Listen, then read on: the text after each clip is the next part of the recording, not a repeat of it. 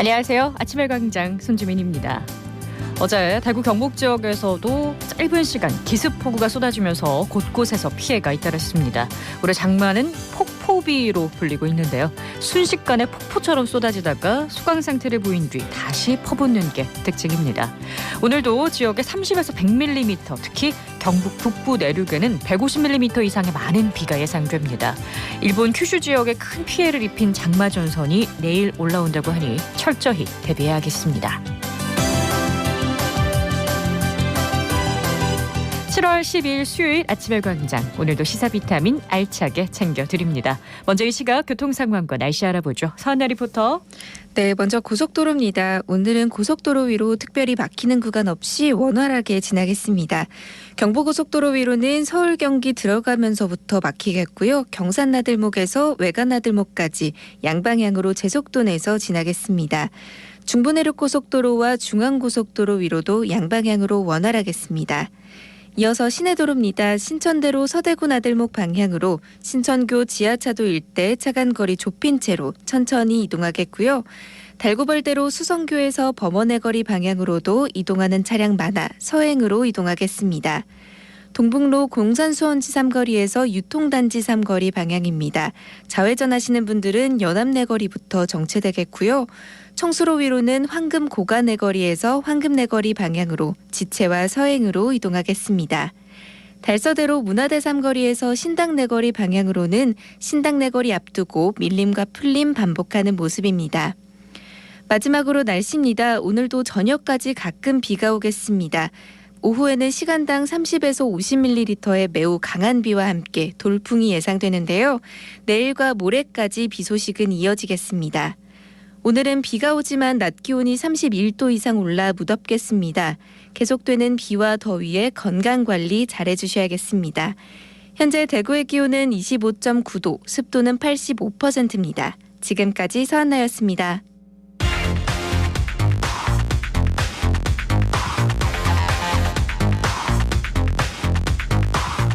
빠르고 정확하게, 명쾌하고 날카롭게 대구 경북의 오늘을 보는 KBS 대구 아침의 광장과 함께하고 계십니다. 네, 대구 경북의 조간 브리핑으로 이어갑니다. 오늘 아침 뉴스 영남일보 민경석 기자와 함께합니다. 안녕하세요. 네, 안녕하십니까. 첫 소식 볼까요? 네, 대구 경북 신공항 건설을 위한 국토교통부 신공항 추진단이 다음 달 발족할 예정입니다. 국토부 이상일 신공항 TF 단장은 영남일보와의 통화에서 사전 준비를 위한 TF는 이미 국토부 내에 만들어져 있고 신공항 추진단을 만들어야 하는데 8월에는 발족할 것 같다고 밝혔습니다. 신공항 추진단 발족은 대구 경북 신공항 특별법 시행 시점인 다음 달 26일과 맞물린 것으로 알려졌습니다. 구체적인 추진단 규모는 행정안전부 등 관련 부처와의 협의가 필요한 상황입니다. 추진단에 투입되는 예산 또한 추진단 구성 이후 확정될 것으로 보입니다. 사전 타당성 용역 결과도 같은 달 발표될 전망입니다. 신공항의 활주로 규모 등은 사전 타당성 용역 결과가 나오면 함께 윤곽이 나올 것으로 보입니다. 네, 대구 경북 신공항 특별법 시행령 제정안도 수정 보완한다면서요? 네, 맞습니다. 국토교통부는 기존 특별법 시행령 제정안을 수정 보완한 뒤 다시 입법 예고할 전망입니다. 당초 공고한 시행령안에 대해 국방부와 경상북도 등에서 고쳐달라는 요구가 적지 않았기 때문입니다. 국방부는 종전부지 가치 향상 의무에 대한 내용이 반영돼야 한다고 목소리를 냈고 경북도는 물류 활성화 등을 위한 주변 지역 개발 사업 확대 등을 요구했습니다. 이에 국토부와 대구시, 경북도는 최근 많아 이 같은 사항에 대해 협의를 한 것으로 알려졌습니다. 이 자리에서 대구시는 기존 법 조문에 있거나 상호협력 등 선언적 수준이라면 수용하겠다는 입장을 밝힌 것으로 전해졌습니다. 네, 대구 경북 신공항 건설이 조금씩 더 진행이 되고 있는 모습이네요. 다음 소식은요. 네, 대구 지역 시민단체가 제출한 정책토론회 청구 서명부에 적힌 서명 중 상당수가 허위로 드러나 대구시가 법적 대응에 나섰습니다. 황순조 대구시 기획조정실장은 어제 기자회견을 열고 시민단체가 최근 제출한 8건의 정책토론 청구인 서명부에 대해 자체 조사를 한 결과 중복 서명, 기재 오류, 주소지 불일치 등이 다수 확인됐다고 밝혔습니다. 기획조정실 소속 공무원 30명은 2달 반 동안 서명부를 단계적으로 정밀 분석했다고 설명했는데요. 분석 결과 명의 모용, 즉 도용 의심 사례가 49건 발견됐고 이 중 5건은 모용 사실이 최종 확인됐습니다. 이에 대구시는 사문서 위조 및 위계에 의한 공무집행 방해 혐의로 경찰에 수사를 의뢰키로 했습니다. 네, 대구시가 이 정책토론 청구 조건을 더 까다롭게 만들었죠. 네, 시민단체들은 대구시가 전국 최초로 도입한 정책토론 청구 조례의 청구인 수를 300명에서 1200명으로 늘리는 개정안이 통과되기 전 8건의 토론을 청구한 바 있습니다. 하지만 위기가구 종합지원계획 정책토론을 제외한 나머지 7개 정책토론은 수용되지 않았습니다. 대구시가 이처럼 강경 대응에 나선 건 대구 지역 시민단체들이 정책토론의 미개체에 반발하는 집회를 열고 반발한 데 대한 반박으로 보입니다. 네. 우리복지시민연합, 민주노총 대구본부 등 7개 시민단체는 지난 4월 총 8건의 정책토론을 청구했는데요. 이에 대구시는 7건에 대해서는 개최 불가 통보를 했습니다. 네. 이에 시민단체는 토론회를 거절한다면 무엇 때문에 못한다는 것을 알려줘야 할 것 아니냐라고 반발했습니다. 네, 다음 소식은요. 네, 대구 중구청이 환경공무직을 주먹구구식으로 채용했다는 논란에 휩싸였습니다. 중구의회는 투서의 신빙성이 있다고 보고 조만간 행정조사에 나서기로 했습니다. 중구의회는 신원미상의 한 제보자에게 환경공무직 채용 비리 의혹이 담긴 투서를 접수했습니다. 중구의회가 공개한 투서에는 수년 전 중구청 간부가 기존에 없던 별도의 상을 만들어 특정인에게 가산점을 주는 방식으로 불공정 채용이 이루어졌다고 주장했는데요. 이와 함께 해당 간부는 직원 임기 연장을 빌미로 금품을 요구하기도 했다고 덧붙였습니다. 이에 중구의회는 투서 내용에 신빙성이 있는 만큼 본회의에 회부해 행정조사를 진행하겠다고 밝혔습니다. 네, 앞으로는 이런 일이 없었으면 좋겠네요. 다음 소식 전해주시죠. 네, 대구 달서구에서 길고양이를 살해할 목적으로 특정 약물이 살포된 정황이 포착돼 동물권 단체가 수사를 의뢰했습니다. 대구 고양이보호연대는 지난 5일 달서구 월성동 한 아파트 단지에서 독극물에 의해 고양이가 죽은 사건이 발생했으며 해당 구역에서는 한 달 전에도 고양이 한 마리가 원인 불명으로 사망했었다고 밝혔습니다. 보호연대에 따르면 동물병원을 통해 각종 검사를 진행한 결과 사체에서는 고양이의 치명적인 특정 약물이 검출됐는데요. 이 단체는 이번 사건을 길고양이 혐오 범죄로 보고 달서경찰서에 수사를 의뢰했습니다. 또한 SNS를 통해 자체적으로 제보를 받고 있습니다. 고양이 사체는 농림축산검역본부에 이송돼 부검을 통해 정확한 사인을 규명할 예정입니다. 네, 오늘 아침 뉴스 여기까지 듣겠습니다. 영남일보 민경석 기자였습니다. 고맙습니다. 네, 감사합니다. 범호동에 정육점 운영하고 있는 이상현이라고 합니다. 더 잘 살기 위해서 이제 이 업을 하기 시작했는데 한지 꽤 됐어요. 한지 한 15년 정도 됐어요. 그전에는 이제 북구 쪽에서 일을 배웠죠. 장사 시작한 지는 한 5년 정도 된 것 같아요.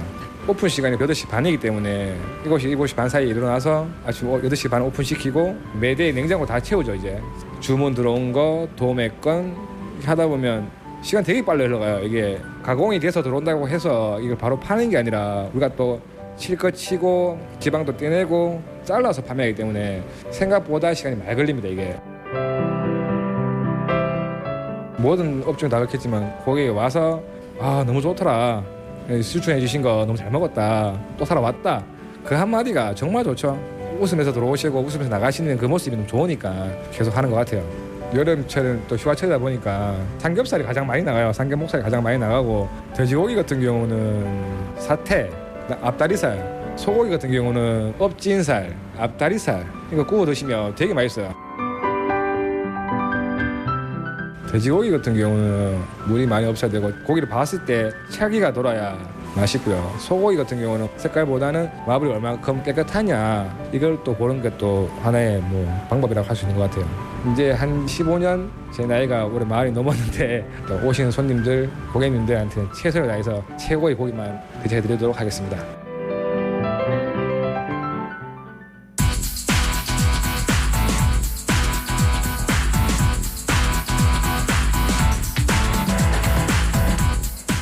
우리 사회 곳곳에서 활동하는 사람들의 다양한 삶의 모습과 그들이 전하고 싶은 이야기를 듣는 인터뷰입니다. 경상북도의 동해안 4개 시군 23개 해수욕장이요 14일부터 개장을 합니다. 많은 분들이 동해를 찾으실 텐데요. 상당수 해수욕장이 백사장 침식으로 걱정이 많다고 합니다. 그 이유는 무엇인지 어떤 대책들이 필요한지 이야기 들어보려고요. 한국해양과학기술원 동해환경연구센터 진재율 박사 연결해 보겠습니다. 안녕하세요, 박사님. 네, 반갑습니다. 네, 반갑습니다. 이 해수욕장에 모래가 쓸려 나가고 동해안의 연안 침식이 심각하다고 하는데 경북 지역 상황 어떤지부터 좀 짚어주시죠. 네, 그 해양수산부는 연안 침식의 그 효율 효과적 대응을 위해서 침식 실태를 양호, 보통, 우려, 심각 이렇게 4개 등급으로 구분하는 조사를 2004년부터 시행하고 있습니다. 네. 그래서 작년 2022년에 전국 361개 해안을 조사했는데요. 이 중에서 우려와 심각 등급을 받은 침식 우심 해안이 총 161개소로 전체의 44.7%를 차지했는데요. 네. 경북의 경우에는 이제 43개 조사 해안 중에서 작년에 처음으로 조사에 추가된 울진의 나곡 해안을 제외한 42개 해안 중에서 우심 해안의 그 비율이 57%였습니다. 이것은 이제 재작년 2021년과 같은 비율이고요. 네. 그리고 이제 기초지자체 중에서는 경주시가 9개 조사 해안 중에서 7개소가 우심 해안에서 침식이 가장 심한 것으로 나타났습니다. 그러면 우리 지역 중에서는 경주가 특히나 침식이 심각한 거라고 봐야 될까요? 그렇습니다. 현재 조사 대상 해안 중에서는 그렇죠. 네, 그렇군요. 이 연안 침식으로 사라진 사토는 어느 정도나 된다고 저희가 예상을 해야 될까요? 지금 이제 그 실태 조사에서 네. 나온 거는 이제 백사장 면적은 오히려 전년도보다 늘어났어요. 늘어나고 네. 최적도 늘어났는데 네. 이제 뭐 그 면적은 이제 한 6만 5천 제곱에서 축구장 한 9개 정도가 늘어났는데 네. 사실은 이제 이 조사를 고지고대로 믿어서는 안 되고 네. 이제 모래가 하늘에서 떨어지는 게 아니기 때문에 그렇죠. 백사장 면적이 그만큼 늘어났으면 그만큼 그 백사장 앞에 있는 수심이 깊어진다든가 네. 다른 침식 지역에서 온 모래라고 보시면 됩니다. 쓸려온 모래일 가능성이 있다. 예. 그러면은 우리 지역에서 이제 A 등급을 받은 지역은 없나요? A 등급을 받은 곳이 43개 중에서 한 군데 있습니다. 한 군데요? 한 군데. 어딘가요? 이제 그곳은 이제 포항 이제 송도 해수욕장인데요. 네. 근데 사실 이제 포항 송도 해수욕장은 이제 80년대 그 태풍에 의해서 모래가 유실되고 네. 형산강의 이제 제방과 보호가 계속 건설이 돼서 하천 모래 공급량이 감소한 것 등 때문에 네. 그 2007년에 사실 해수욕장이 폐장됐었어요. 네. 그런데 이제 정부에서 이제 그 연안 정비 사업을 통해서 300억 원의 이제 국비를 투입해서 수중 방파제 3기를 건설하고 네. 15만 입방미터 모래를 투입해서 백사장 기능을 복원했습니다. 그래서 작년에 경북에서 유일하게 네. A 등급, 양호 등급을 받았습니다. 그러니까 포항 송도해수욕장 같은 경우는 복구 사업을 치열하게 한 결과 A 등급으로 돌아왔다 이렇게 보면 되겠네요. 그렇습니다. 이 연안 침식이 너무 심해서 해수욕장으로 기능을 할 수 없는 곳도 있나요? 현재까지는 이제 과거 이제 사례로서 이제 포항 송도 해수욕장이 이제 폐장 사례고요. 네네. 아직까지는 그 저기 해수욕장으로 지정된 백사장 네, 중에서 이제 뭐 완전히 뭐 이제 그 기능을 완전히 상실한 데는 아직 없습니다. 네. 그러면 이제 포항 송도해수욕장은 A 등급을 받았으니까 재개장이 되는 건가요? 근데 이제 그 복구 사업은 끝났는데 네. 아마 이제 제가 이제 파악하기로는 이제 그 백사장 이제 해수욕장 기능을 이제 발휘하기 위해서는 복원이 여러 됐으나 이제 부대 네. 시설이 필요하지 않습니까? 네. 이제 그런 게 아직 미비해서 이제 내년으로 연기됐다는 소식을 들은 것 같아요. 그렇군요. 네. 포항 송도해수욕장 같은 경우에는 뭐 대구 경북을 포함해서 동해안의 대표 피서지인데 그렇죠. 하루빨리 또 많은 지역민들이 찾을 수 있도록 제 모습을 찾았으면 좋겠다는 생각이 드네요. 네. 그럼 이렇게 동해안 연안 침식이 심해지는 원인은 뭘까요? 근데 이제 보통 연안 침식의 원인에는 네. 이제 자연적인 원인하고 인위적인 원인으로 대별할 수가 있어요. 네. 그러니까 자연적 원인은 뭐 기후 변화로 인한 해수면 상승이나 태풍의 빈도나 강도가 강해지는 것을 들 수 있는데 네.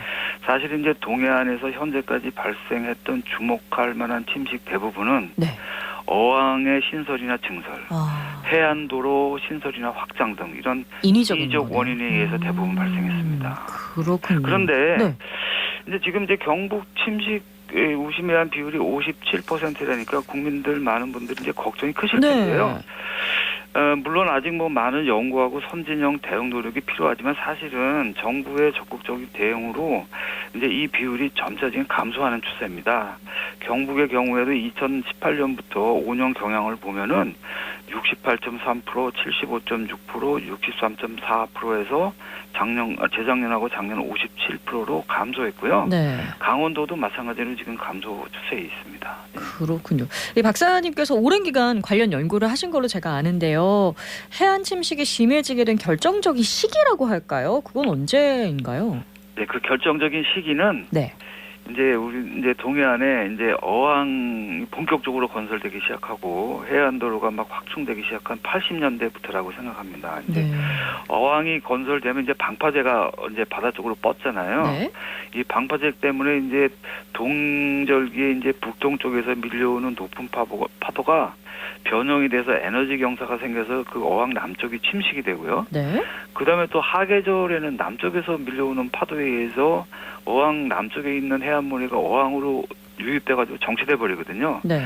그러니까 동계절이나 하계절이나 다 침식 현상이 발생하는데 어항 때문에 네. 그 당시에는 전문가 부족하고 제도 미비 등 여러 가지 이유로 해서 이런 현상을 설계 시 충분히 고려하지 못했던 거죠. 네. 연안 침식이 심해지면 어떤 피해들이 발생하게 되는 거죠? 연안역은 보통 이용 측면, 환경 측면, 방호 측면에서 기능과 가치를 갖거든요. 네. 먼저 이용 측면에서 보면은 해안가는 잘 아시다시피 해수욕장 등 다양한 친수 공간으로서의 관광 자원이고요. 네. 환경 측면에서는 또 해안 사고 등 생태적 가치가 아주 높은 곳이죠. 그렇습니다. 또 퇴적물 해안은 해안가의 도로나 주거시설, 상업시설, 산업시설을 고파랑으로 지켜지는 방호 자산입니다. 네. 그래서 일본의 경우에는 연안 관리자가 특정 해수욕장을 법적으로 연안 방호 시설로 지정을 할 수가 있어요. 아. 그래서 결국 연안 침식은 단순히 국토 유실에 그치는 게 아니라 네. 이렇게 다양한 경제적인 환경적인 피해를 발생할 수가 있는 거죠. 아, 네. 또 방어적인 역할을 할 수 있다고 하니까 얼마나 연안 침식이 심각하고 또 우리가 보호해야 될 자원인지에 대해서 생각을 하게 되는데요. 산불이 나면 다시 나무를 우리가 심는 것처럼 모래가 빠져나가면 복원 사업을 아까 송도 해수욕장처럼 정부가 하고 있는데 복원이 어떤 식으로 이루어지는지가 또 궁금하네요. 복원은 크게 두 가지 방향으로 이루어져요. 그래서 하드 디펜스, 소프트 디펜스로 나누는데 네. 주로 콘크리트 방파제나 이런 걸 사용하는 경성 방어하고 모래를 투입하는 양빈이라고 부르거든요. 그런데 네. 연성 방어로 나뉘는데 지금 현재는 경성 방어 공법은 이제 2차 침식을 유발한다든가 해안가 조망을 해친다든가 그러기 때문에 경성 공법을 사용하더라도 수중 구조물로 하고 네. 그다음에 그런 경성 공법하고 양빈을 병행하는 그 복합 공법을 주로 시행하고 있는 추세인데요. 네. 양빈 모래가 어디서 확보하느냐 그게 중요하죠. 네. 그래서 구조물을 투입을 할 때는 구조물은 기초를 좀 굴착을 해야 되니까 거기서 나오는 굴착 모래를 좀 활용을 한다든가 그게 네. 부족한 경우에는 다 외부에서 구입을 해서 사용하고 있습니다. 아, 그렇군요.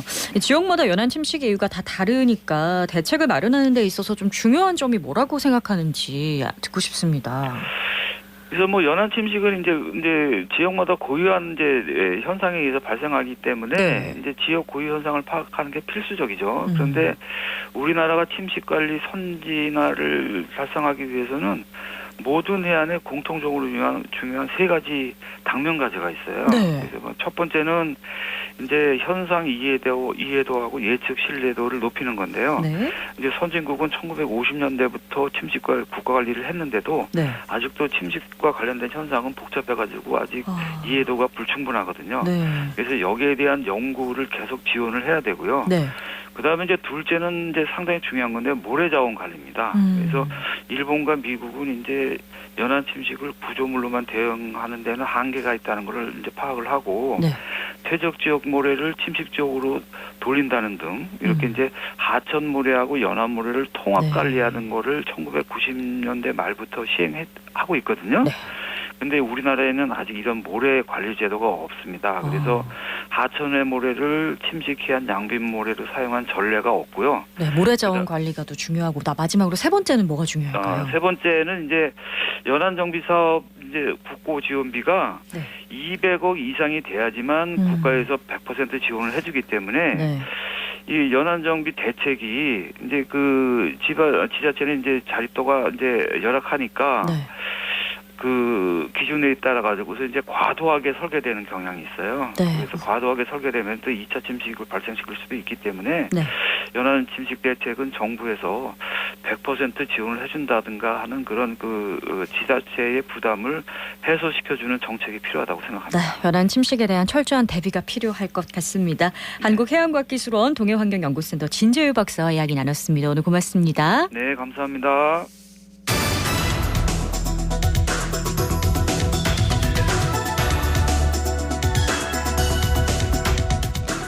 지방 의원들의 의정 활동을 모니터하고 바람직한 의정상을 그려보는 대구 의정참여센터의 활동 살펴보는 시간입니다. 백경록 운영위원 연결합니다. 안녕하세요. 네, 안녕하십니까. 네, 첫 소식 볼까요? 지난달 29일 경산시의회 본회의장에서 후쿠시마 오염수 방류 관련 5분 자유 발언을 하던 더불어민주당 이경원 의원이 의회 사무처 직원들에 의해 강제로 끌려 내려온 사태가 발생했습니다. 네. 이 의원은 2021년 경산시의회에서 결의한 일본 후쿠시마 원전 오염수 해양 방류 결정 규탄 및 철회 촉구 결의 영상을 자료 화면으로 요청했으나 본회의 개회 2분 전에 박순득 의장으로부터 틀지 말라는 요청을 받았습니다. 그러자 당시 화면 자료를 못 내보내니 결의문이라도 읽고 발언을 마치겠다고 결의문을 읽어 나갔습니다. 네.